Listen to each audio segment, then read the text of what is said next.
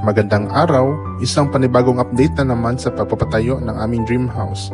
Marami na ulit ang nagbago at gusto kong ipakita sa inyo kung gaano na kami kalapit sa pangarap naming tahanan. Sa update na ito, mas nakatuon tayo sa mga finishing touches, ang bagong patong na pintura at ang paglalagay ng mga built-in cabinets. Nakakatuwang makita kung paano unti-unting nagiging isang tunay na tahanan ang bawat detalye.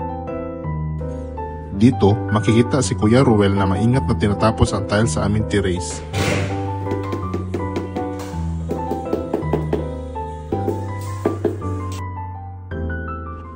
Ito ang built-in cabinet sa ilalim ng aming hagdan.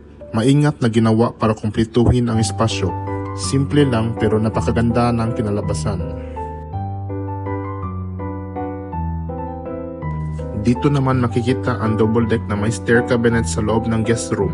Maingat na dinisenyo para maging maganda at praktikal ang espasyo.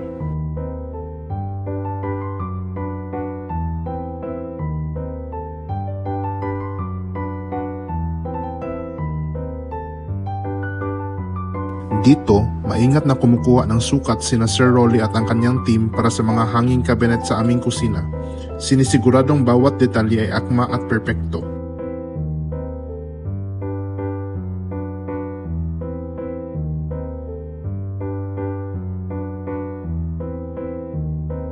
Abala ang mga pintor sa pagre-retouch ng ilang nasirang bahagi ng aming mga pader. Sinisiguradong muling maging maayos at maganda ang bawat sulok.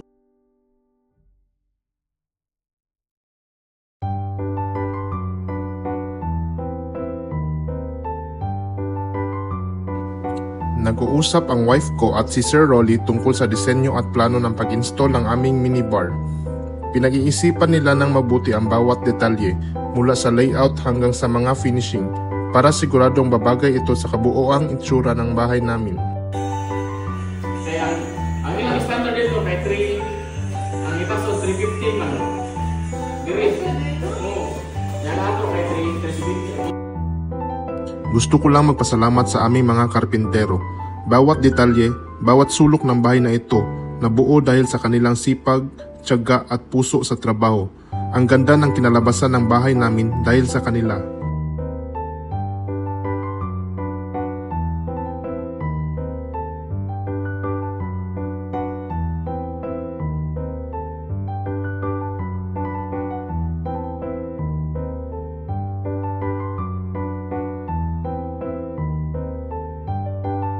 Sweldo pala nila ngayon, kaya pala ang saya ng lahat.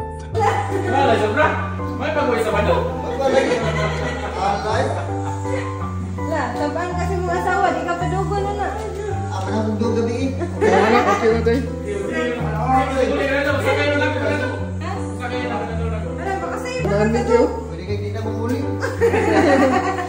Namadung ka na ba sa sawa? Dito yung muli ha? Kung nagpaplano ka rin ng sarili mong bahay, baka makakuha ka ng ideya dito. Hindi kailangan mamahalin o enggrande. Ang mahalaga, yung bahay na itatayo mo ay yung bahay na uuwian mo na may ngiti at kapayapaan. Kasi sa huli, hindi lang ito tungkol sa design. Tungkol ito sa kung paano mo gustong mabuhay. Simple, maayos at puno ng pagmamahal.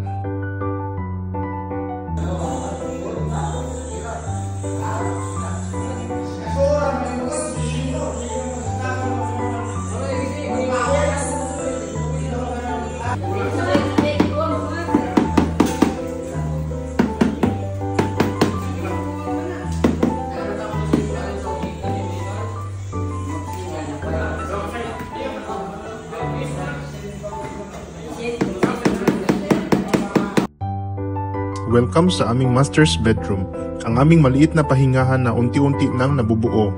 Makikita niyo ngayon ang ongoing construction sa aming customized queen-sized bed. Pinagawa namin ito na may built-in drawers at cabinets.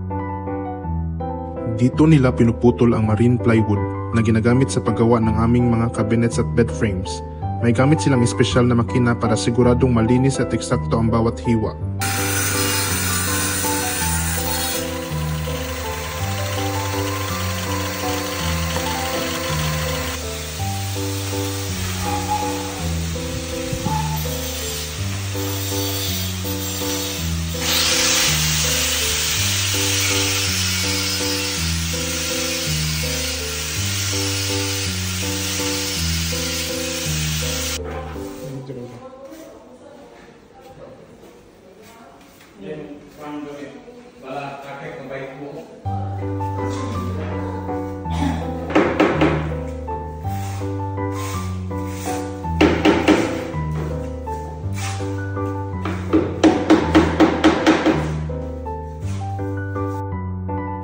isang munting sulyap sa aming living room, isang lugar na tahimik, maliwanag at may nakakagaan na pakiramdam.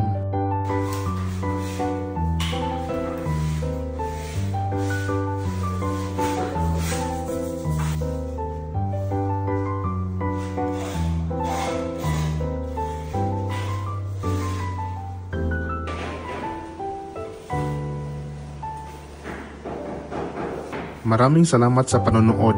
Sana ay nagustuhan nyo ang video na ito. Kung oo, huwag kalimutang mag-like at mag-subscribe. Kita-kits sa susunod na video.